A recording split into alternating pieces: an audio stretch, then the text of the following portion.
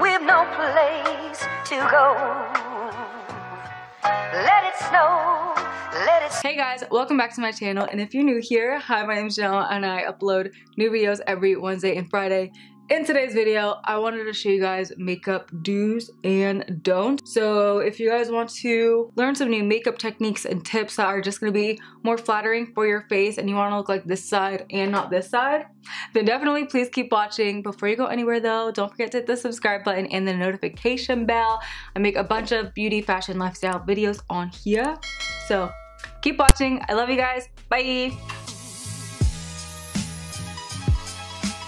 First do for really good makeup is skin prep. I made the mistake of prepping my entire face before this video and I meant to only prep half. So when it comes to the brows, you want to make sure that you're doing little flick motions to kind of follow your natural brow hairs so that you're lightly filling in where it's gapped without making it look like you just Sharpied on your brows. And you want to make sure that you use a color that matches your brows. It's not going to be too dark and really like close in the face. So I'm going to show you guys what you shouldn't do and then I'm going to show you guys what you should do. So I'm just going to finish off the rest of my Benefit Precisely My Brow. I love this brow pencil so much. It's out and then I purchased the Sephora brand, but I do really like this one. I like this pencil, but if you don't apply your brow products right, it can make the brow product look crazy. You don't want to drag the product and you don't want to fill it in from underneath, because when you fill it in from underneath, it's gonna drag the face and droop everything down. Obviously, I'm like making this way more dramatic, but this is honestly at one point how I did my brows, which is the sad part. I'm like just like coloring it in and it looks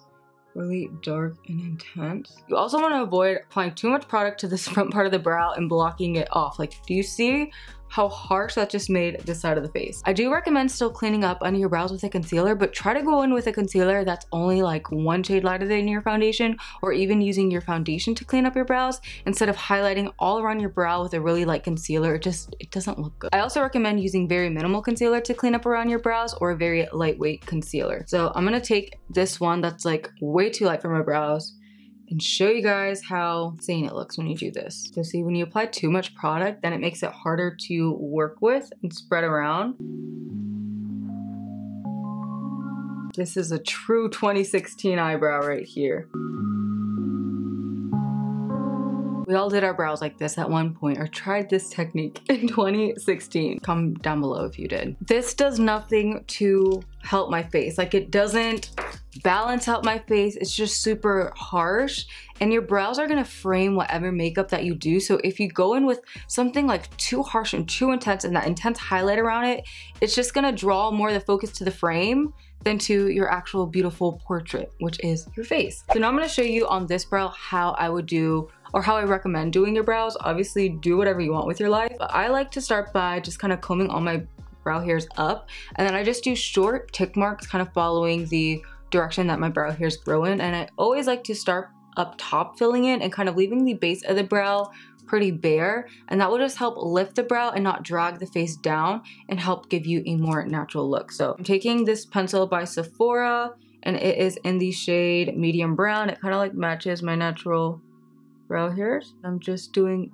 tick marks up top first. Super light and feathery, and then at the base of my brow I just do short little tick marks flicking upward. I don't draw a line all the way across. I'm just going to kind of fill in wherever it's spaced out. This will help fill in the gaps while keeping your brow super natural. I also try not to apply too much brow product in here, and I don't box it off because then that makes it just look way too harsh. See the difference? See how that just kind of like lifts and fits my natural face? So then whenever I'm gonna clean up underneath, then when I clean up around it, I'm just gonna use very minimal concealer, just mainly like focusing it around the tail, at the base, and I'm not going to do this huge halo that just kind of makes it look way too stark. I'm also going to use a much more lightweight concealer and a concealer that matches my natural skin tone. Just taking a little bit of my favorite concealer by Lancome. It is a little bit brighter, but it's not too stark of a light color. Literally just taking a very tiny bit, and I just like to kind of do it mainly on the tail to lift. Really short tick marks. Key is always like blending as you go, starting with a little bit product and then just building it up as you need to. And then I just focus it on the tail. I don't feel the need to highlight all the way around my eyebrow. And then see, you still get that clean look, but it is a much softer effect. All right, so next up, when it comes to your foundation, you wanna look at your undertone and make sure that you are applying a product that matches the undertone of your skin. I'm definitely more neutral, so I can't wear anything too pink. If it's too yellow, it looks funny on me too. So I just have to find that right balance. My skin is also more on like the normal to drier side, especially in the wintertime. So I avoid going in with like an extremely matte foundation because it's not gonna look flattering on my skin right now. It's going to like crepe up and be too heavy. So a really good foundation for me at the moment is the Giorgio Armani Luminous Silk Foundation in the shade 5.5. It has a really nice neutral undertone. It's lightweight, I can build it up. It's not gonna be too dry, it's not too greasy. It really is fitting for my skin right now. Now, what you don't wanna do is ignore what your skin uses and just purchase what your favorite influencer told you to get because her skin's super oily, but your skin might be super dry. So for example, the Lancome Teint Idole Ultra Wear Foundation is a super popular foundation. I love this foundation on other people with very oily skin. I also love it on myself if I mix it, but if I ignored my skin needs and went in with this right now, it's gonna look crazy because it is more of a matte foundation and my skin is drier during these months. So this one's in the shade 420 Bisque Neutral. This foundation was a good summer shade for me. However, it does not match my skin right now. With foundation, I also recommend starting with very little product and blending that out and just kind of like building as you need to versus going in with a bunch all at once. This is honestly how I applied my makeup at one point, especially when I used to do fake tan. I would just be like, oh, I need to match my body instead of finding like that in-between shade. This is what you do not want to do. You want to make sure that you get your winter color and that you switch up your foundation shade throughout the year because I guarantee you, you're not going to be the same color all year round. This was my summer shade. This is definitely not my color right now. So then on the correct side, I'm just gonna start by taking one pump of the foundation instead of going in with more than what I need all at once. Sometimes I'll apply it with a brush, but I find that a beauty sponge is like very beginner friendly and it's going to allow you to avoid applying too much makeup all at once. I'm just gonna pick up a little bit. I like to start at the center of my face and just kind of like dab it like that. Counting it in a little circle like that. I need most of my coverage, I feel like, on my cheek area, but everywhere else I feel like I really don't need that much coverage. And you see, I don't even have any foundation on my forehead, but you see how that is already like blending seamlessly and it matches my face, which then I feel like makes it easier because then you don't have to glob on as much product. Like if you go in with a foundation too dark, then it's like you need to literally mask your face because any parts of your skin that don't have the foundation or that don't need that foundation, you're still gonna need to do a thick layer for your natural skin tone not to peek through. And then since I'm filming, obviously my skin looks super even, but I just like a little bit more coverage here so that way the camera really gives a smooth finish. So I'm just gonna take a little bit more foundation and just focus it in that area. I'm not gonna do a big glob all over, but I'm just gonna lightly add that extra layer of coverage. Instead of globbing it all over the face, I'm only applying it where I feel like I need it or want it. So what I used to do in the past was I would take my foundation that maybe matched my body but not my face and I'd be like, oh, well, we can also balance it out and make everything look seamless by going in with a really light brightening concealer. And I would apply the concealer with really no concern. It was all about like highlighting this whole region versus focusing it on where I need the coverage the most, which is typically in here. Like I said, be very strategic with where you're applying your concealer. Make sure you're applying it in areas that are gonna flatter your face, that are gonna lift the face and give you coverage where you want it. I also recommend going in with a little bit of concealer and slowly building it as you need the coverage versus going in with too much product at once. Going only like 1 to 2 shades lighter than your foundation. Don't go too bright or it's gonna do the opposite effect and make your under eyes like enhance more of the darkness and look like raccoon eyes. I'm gonna take that same extra light concealer and apply it how you shouldn't. This drives me crazy when I see people just like doing this whole thing. I'm like, why are you rubbing your concealer back and forth so much? Your concealer is made extra potent and pigmented so that you don't need to lather it on like it's a foundation. This concealer is also very matte and isn't what my skin needs right now. So always make sure if your skin's oily, use a mattifying concealer, but if your skin's drier, pay attention and try to use something that's not so dry. I feel like this is like a 2016 makeup tutorial. Definitely made my foundation look a little bit better. All right, so now we have this super stark, bright under eye. Again, like this doesn't look terrible. I definitely have done my makeup like this at some point, but it's not really enhancing or bringing out my natural features. It's just like concealing and putting a mask over. Then on this side, I'm gonna use the same concealer that I used earlier, the Lancome Idole Ultra Wear Concealer. I like this because it's a medium to full coverage. It's not too drying, it's not too shiny. It really matches my skin needs right now.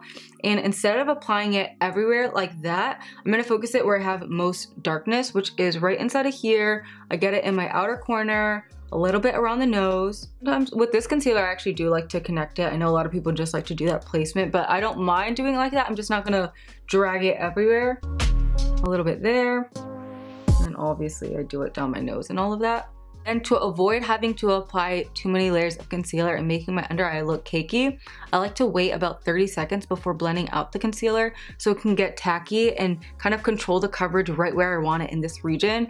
If I blend it out while it's still super wet, it's just gonna smear it everywhere, and we're gonna get concealer in areas where I don't even need it. It's not gonna conceal my biggest places of concern. Another thing I like to do before blending it out is picking up a tiny bit extra concealer on my sponge and then pat it in, and then that way it doesn't lift or remove the concealer. I just do really light patting motions. You don't want to smear the concealer, you just want to lightly press it into the skin. You see how once I blend it out, I'm kind of like moving it where I want it and I'm just pouncing in place. I don't really need to apply it in this whole region because by the time I blend it out, it's going to bring it down in those regions anyway. And then I always just take whatever's left and bring it across the eyelids. Look at this side. That still looks like me. This side is, aw, I know her. She was 20. This was literally me in 2016. Now, when it comes to contouring, I still love a good contour. I think that there's ways to do it so that it doesn't look super harsh or intense. I recommend going maybe like 3 shades darker than your foundation, but you don't want to go too dark or it can start making your face look muddy. You also want to make sure that you're using an undertone that's flattering for your skin. So I'm more olive skin tone, so I feel like I can get away with a warmer cream contour. But if I was a super fair, pale, pinky undertone, something too warm is not gonna look good. I would need to offer something a little bit more neutral or cool. You also want to be super strategic on where you're placing your contour. Just like the concealer, lay it where you want it, and then once you blend it out or use a brush to blend it, it's gonna bring the product where you want it. So you don't necessarily need to like smear the product all over because you can just blend it in those regions. So on this side, I'm gonna use a contour that is a little bit too dark. It's funny because I literally have a highlight contour video on my channel from like, I think 2019. And I'm like using this exact contour and it's just like intense. I literally look just like this side pretty much. You also want to make sure you are lifting your face and kind of using contour to enhance your features versus like doing the opposite and like dragging down your features and weighing it down. So like I always like to apply my contour a little bit higher here. You don't want to bring it too far down or it's gonna drag your face down. So on this side, I'm gonna show you what you shouldn't do. This kills my heart. I'm applying a bunch on my nose. This is gonna make your nose look muddy. It's not gonna contour, it's just gonna look like you got poop on it. And I'm gonna put a bunch here. I'm still mad at my engagement pictures where I forgot to blend this area out. And you can still see it smudge on there. Another thing you want to avoid doing when blending out your contour is blending it out with too fluffy of a brush to where it's going to move the product around too much, because then again it'll drag your face down. This brush, for example, a little bit too wide, it's not really going to give me as much control and it's a little bit too dense. I'm going to show you why you don't want to do that. See how applying too much product, literally like now I gotta spend forever blending it. See, now it's like moving the product everywhere. This is terrible. I'm gonna blend this out better because this is way too dark and I feel like this is not a good look. This is obviously an exaggeration. I'm gonna use my beauty sponge to help push this in. Now I have to go in with extra concealer to brighten this. This just looks like a hot mess. So now I had to go in with extra product to make this contour work, just by not paying attention to my undertone and focusing on what my skin actually needs. This looks very gray, muddy. I had to go back and forth with my other concealer because it smeared the contour too much. So then on this side, I'm gonna use a contour that's only like a few shades darker than my foundation. And I'm gonna be very strategic with where I place it. I'm gonna place it up here. That way when I blend it, I can bring it in a little bit. I'm gonna place it here to kind of lift the brow a little bit more, and then just a little bit under here. Then to blend it out, I like going in with a brush like that's kind of smushed but fluffy. So it'll blend the product out without moving it around too much, and it'll help sheer it out a little bit. I just like to do short little pressing motions like that, not dragging it too far down.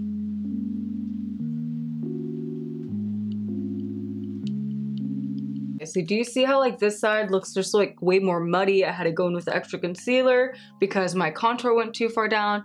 And then versus like this side that looks very seamless. It matches the natural contour of my face, but it's not too harsh. Now when it comes to powdering the face, I don't recommend going in and like baking. I recommend setting with a pressed powder first and then just applying a little bit of powders where you want to bake, but not applying too much to where it looks crepey. And I also recommend finding a powder, again, that will work for your skin type. If you're more dry, you don't want to go in with a super mattifying powder. And if you're oily, you don't want to go in with a super shiny powder. So I'm more normal to dry right now. On this side, I'm going to show you guys me baking with my Derma Blend Loose Setting Powder, which I love this powder, but you have to use it correctly. Like, I'm not gonna slather this on or bake with this before setting with a more hydrating powder. And I also prefer to use this powder more in the summertime, not in the wintertime, because I know my skin type. So going in like this. What this is gonna do is it's gonna enhance fine lines and texture and make my skin look a lot drier. So while that bakes, I'm gonna show you guys on this side what I would recommend doing. So I recommend going in with a pressed powder first. And what I like to do is apply it with a fluffy brush and just lightly tap it on the skin versus like lathering it and really like forcing it into my skin, just to create a veil to set the liquid products, not be too harsh. So I just like to take it and just pat it and then bring it inward underneath of my eye. Then if I did want to bake, knowing my skin type right now, I would take a more hydrating or not so like matte of a loose powder, like my Hourglass powder, for example, or even L'Oreal has a really good hydrating powder that I'll link down below. And I'll just do a little bit under my eyes, but I'm not going to put it on like this because all this is going to do is enhance my dry patches and texture. So I'm going to take my Hourglass powder, and I like to pick up a little bit with a sponge, and I like to start it on the sides of my nose like that, and then I'll start on the outer part and bring it in and then bring it back out. But instead of letting it sit there, I typically like to really press it into the skin to avoid it settling and creasing up my under eyes like that. And it's just gonna give me a more seamless, natural finish. I'm gonna wipe away the bake on this side. On camera, it looks pretty good beside it all bunching up here, but in person, this just looks so dry, so heavy, and just so cakey versus like this side. It still looks decent on camera, and I'm also gonna look really good and not so made up in person. Similar to contour, you wanna be mindful of the undertone of your bronzers and all of that you're using. If you're really fair, you don't wanna go in with something too orange. I feel like I have a skin tone that can get away with a lot of types of bronzers, but if I apply it with the wrong tool, then the bronzer can look very crazy on me. For example, MAC Gimme Sun bronzer is super warm. Right now, since I'm like in my more winter color, if I applied this with like a really dense or fluffy brush and applied too much, I would look very orange and muddy, versus like if I applied it very strategically with a softer brush that's just going to like create a veil of it on my skin, it could look a lot more flattering. So I'm actually gonna use the same bronzer on both sides, but I'm gonna show you guys the difference in the tool and the placement of the bronzer and how that's going to really change how your makeup looks. I'm telling you, tools are so important. So on this side, I'm gonna apply it with a brush like this that's dense and really big. It's not gonna give me as much control. I also recommend, again, building in thin layers and adding it as you need versus going in with too much all at once. So we're just going to take this.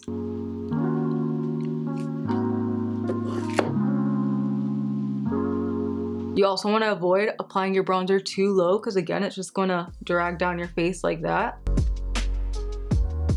So this is what you don't want to do. I look super muddy. On this side though, I'm going to apply it with like, this side, I'm going to apply it with a brush like this that has a little bit more movement to it. It's a little bit smaller so I have better control over where I want to place it. I'm just going to pick up a tiny bit of bronzer, and I like to start it at the forehead and just do light little tapping motions like that. And then whenever applying it on my cheek, I start it right here, and then I just lightly bring it inward. And I try to keep it in this region here so that I don't drag down my face too much. And then I always bring it along here and on my ears so that everything looks way more seamless. Same exact bronzer, just apply different. And if you use the wrong tools or use the tools not appropriate for your face, then it's not gonna look good. And the same rule honestly goes for blush. I always used to tell my clients when I worked at MAC that you could get away with any blush in the world as long as you apply it in like thin layers. If you use like a fluffy brush and you slowly build it up, any blush could typically work for you. If you take a super vibrant blush and you apply it with like a super dense brush and you are just very heavy-handed, it's not gonna look good. So I'm gonna show you guys the same idea with the bronzer, with the blush, and show you guys how you can make a blush go completely wrong. For example, this is super vibrant. Typically, honestly, I wouldn't go in with a blush like this, but I'm just gonna show you guys. If I went in with a brush like this that's smaller and dense and I pack on that blush, it's not gonna look flattering. This one is by MAC. I believe it's in the shade, I honestly forget the color. It's in the shade Frankly Scarlet. I also like to apply my blush in this region here to lift the face. I like to examine my face shape and apply it where it's gonna look more flattering. If I apply my blush too low, it's gonna drag down my face. So here, I'm just going to smear it all over, no rhyme or reason.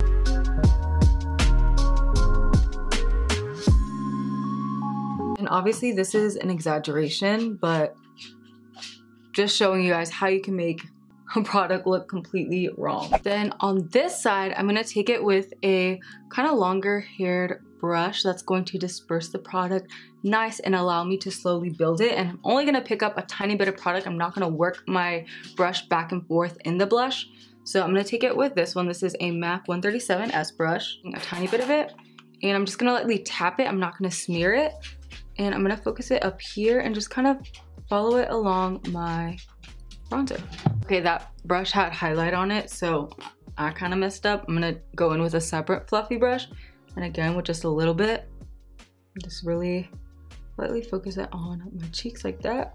And you can see the difference is night and day. This looks literally insane. When it comes to your eye makeup, you wanna make sure that you are enhancing your eye shape and using products and shades and placing your products appropriate for your eyes.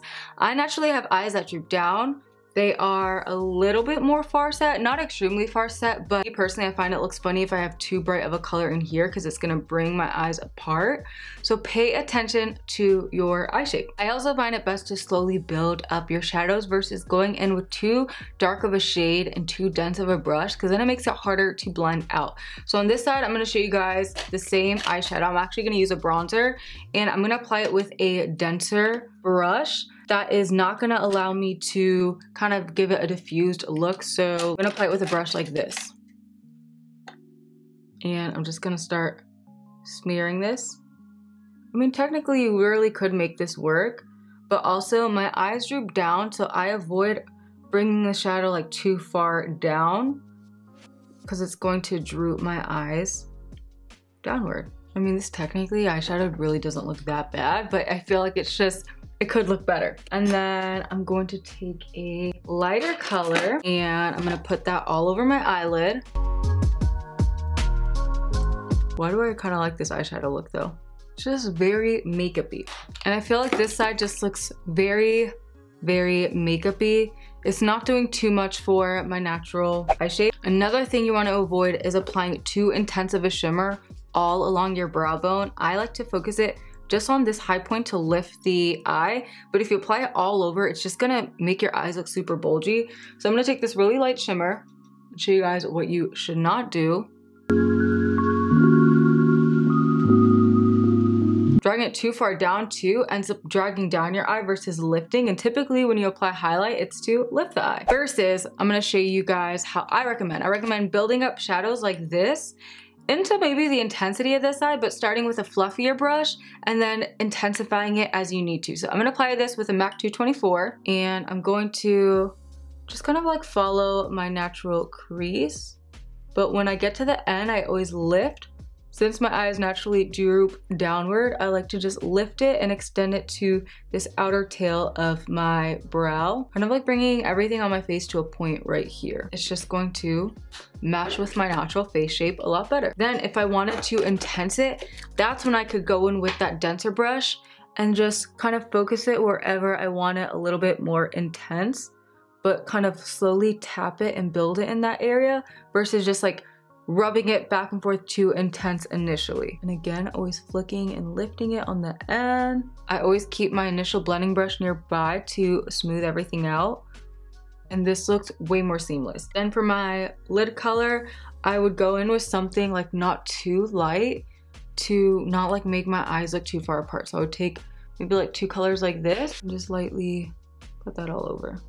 And then if I wanted an area to be bright, I would just keep this inner portion with that bright color versus having it too stark of a light color all over. So now let's take that color that we use. I'll show you how you can make it work. Take it with a pencil brush instead and just focus it a little bit in there to brighten. And then when it comes to your highlight color, I avoid going in with too light of a highlight color. I'll take like these two or mix them all together, and this deeper tone will help it kind of mesh better with my natural undertone.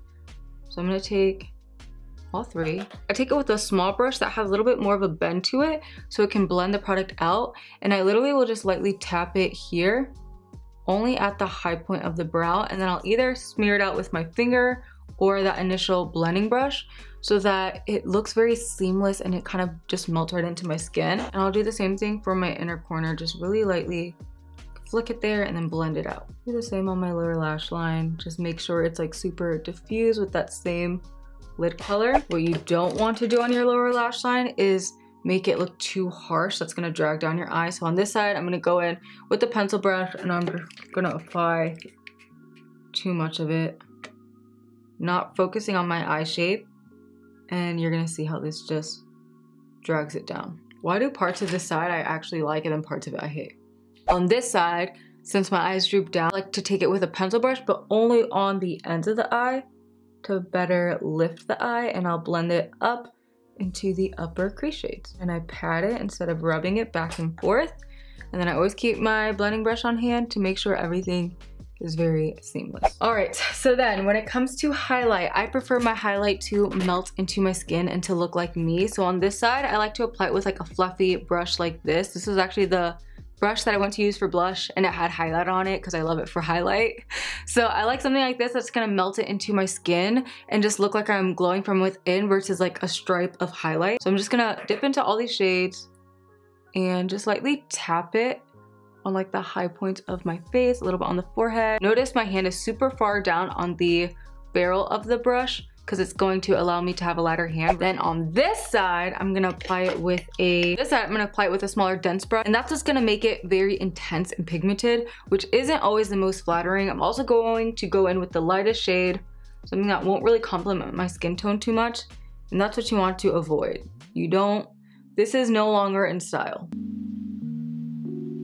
We don't want a stripe of glow. It's not cute.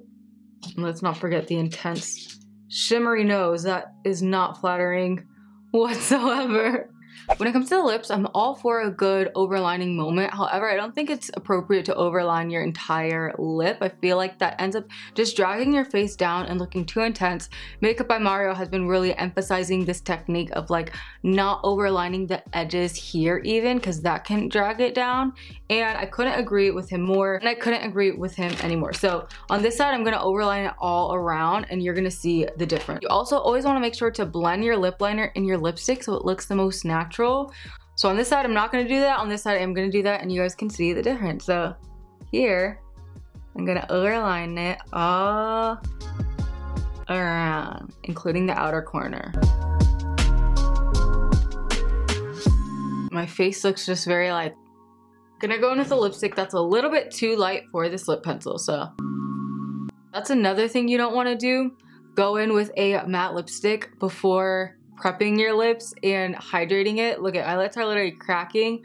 That is like the least flattering thing ever. So on this side, I'm gonna make sure to prep my lips. I'm gonna use one a little bit darker, but not too dark. I'm gonna overline the bottom, but I'm gonna meet it to my natural outer corner and not extend it. And I'm also going to follow my natural lip line here and here. I'm going to do the same up here, overline my top, but then meet it to my natural corner. And then I could still go in with a darker outer lip pencil, but it's good to have one that's like not too dark to blend it into. So I'm gonna take the same pencil that I actually used on this side and show you guys how you can make it work by just using a lighter hand and just following where you place that other lip pencil. Then I'm gonna use a lip color that will blend into my lip pencil a little bit better. Now, when it comes to eyeliner, I recommend going with something that's going to balance out your eye shape, not be too harsh. Lately, I've been really into brown liners that allow me to get that intensity without closing in my eyes and making them look smaller than they already are. And also, since my eyes droop down, I would never just apply eyeliner only on the bottom super heavy because it's going to drag my eye down. I always have to think about balance. So on this side, I'm not going to take balance into consideration, and we're just going to go in with some really dark eye pencil. My Makeup by Mario black eyeliner, which I actually really love, but we're just gonna go in. Super harsh. On this side, I'm gonna use that same eye pencil. I'm actually going to line my lower lash line, but I'm gonna balance it out by doing the top two so you can see how it can help lift the eye. I like to focus it right inside, and I bring it all the way to the inner part of the eye too to help elongate my eye. And I also like to tight line the top lash line, and then I always apply a little bit to the top. I always apply it to the top too, but I use like a little brush to help kind of like feather it so that it's not too harsh and doesn't enclose my eye too much. On this side, I'm gonna apply it all over the top, really thick, and you can see how it's just going to really close in my eye. Notice how here too, it's not like lifting or elongating, it's just really circling the eye, whereas like on this side, I have it more elongating my eye. All right, lastly, that already look insane. When it comes to lashes, you wanna make sure that you're using lashes that are complementary to your eye shape. So I have smaller eyes, they're not the biggest. I need something that's going to elongate it. And that lashes that are very like doll-eyed don't look flattering, and if they're too heavy, it weighs down my eye. I need something that kind of like flicks it out and just fits my eye shape. So honestly, examine your eye. If you already have a very lifted eye, maybe you want something to round it out more. The biggest thing is to just be mindful and not to just wear what looks good on somebody else. You need to make sure it looks good on you too. Bad part is that I used to wear these eyelashes and I recommended it in a video. So on this side, I'm gonna take, they're really pretty, but they are very fluffy, very heavy eyelashes. And you wanna know the reason I wore this is because I used to work with girls that would wear these big, beautiful eyelashes. I was like, I wanna wear those too. And then I realized that they just made me look like a serial killer, but they were so beautiful on other people. But it was like better for me to admire them on them and then just wear lashes that were very complimentary for my eye shape. Another thing is you wanna avoid applying your lash too far out to your outer corner because it's going to drag your eye down. You want to make sure that you have it more like lifting the eye and not so far out. Oh my gosh, she is so freaking cute. Then on this side, I'm going to use an eyelash that's more flattering. It's still pretty dramatic, I feel like, for me, but it's going to have a little bit more of a flare. So these are the Kiss Pompadour lashes. They are thicker on the ends and then thinner on the inner part, so it'll help lift the eye and not close my eye in so much. I also trimmed them to fit my eye shape, and I'm going to make sure I apply it in a way that won't close in my entire eye. See the difference how this gave drama, but it's just way more flattering and fitting for my eye shape. Another thing I always recommend doing is taking tweezers or your finger and pressing your false lash and natural lash together so it looks the most natural. I also always recommend going back in with like a liquid eye pencil. You can even go with the shadow, but just going in with something to cover the lash band. I'm gonna take this one by Physicians Formula and just really lightly tap over top of the lashes, super thin, just to conceal the lash band. These eyelashes are so much bigger, but they weigh down the eye so much more and droop it down, versus like this is softer, but it still lifts and elongates. I'm gonna apply some brow gel.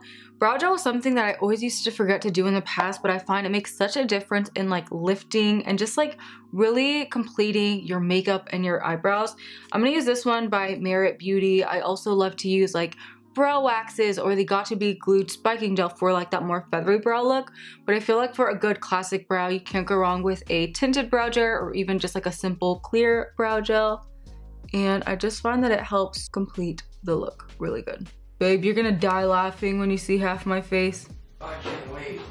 Can you do it on camera? Can I get your reaction on camera? I'm gonna turn around. Huh? Are you in front of the camera? I don't think so. Bend down, you'll see it in the iPad. In the camera? Yeah. Okay. 1, 2, 3. Hey, yo! What? Is that drag? Yo! Which side do you like better? This side or this Babe, side? are you dumb or are you crazy? Yo, that's scary. I feel like, didn't I do my makeup not completely like this, but kind of like this at some point? Maybe not the blush, but like the intense eyelashes. The lashes, yes, but... And the eyebrows like super boxed off. Not the blush, but like... Hey, yo. Alright, I'm finishing up my video. I was doing makeup do's and It don'ts. doesn't even look that bad on camera either. That's the crazy part. Besides the lashes and like the blush, everything else though, I felt like actually looked good on camera, but it's like, which goes to show like on camera, you gotta apply way more makeup for it to look good, but in person you look insane. As you can see, don't do your makeup like this or you'll scare your husband. You won't find your future soulmate. I'm kidding. Then lastly, I always like to finish off my makeup with setting sprays. I prefer to go in with a more hydrating one that will melt everything into the skin and a long wearing one.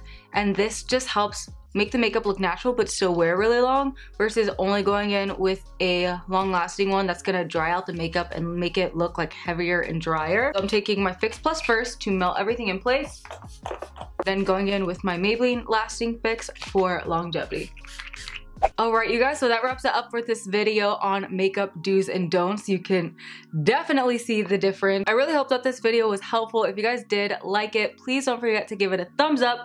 Don't forget to hit that subscribe button and the notification bell so you can be notified every Wednesday and Friday when I upload and see a bunch more makeup, fashion, beauty, lifestyle content. I love you guys. I pray that you guys have the merriest Christmas ever, and I'll see you guys next time. Bye!